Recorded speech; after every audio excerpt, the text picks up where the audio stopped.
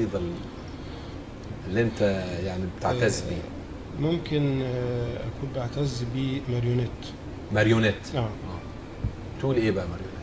شفتوش عروسة خشب هي رايحة وجاية تلعب على المسرح ليا تحكي روايات، وهي ماشية على المسرح ملهاش مطرح، لا عارفة تحزن أو تفرح وفي أنهي ساعات. 5 فتل بيها تتحرك اوعى تغرك، لو شفتها مش هتسرك جواها حاجات، وبرضه ترقص وتغني عنه وعني، وراها بالألف مغني وبأحلى لغات بتقول، ولكن مش صوتها ولا ضحكتها، لكن تحرك شفتها على دي الأصوات. بس العروسة بتتألم ما بتتكلم، مش راضية ليه بقى تتعلم من كل ما فات.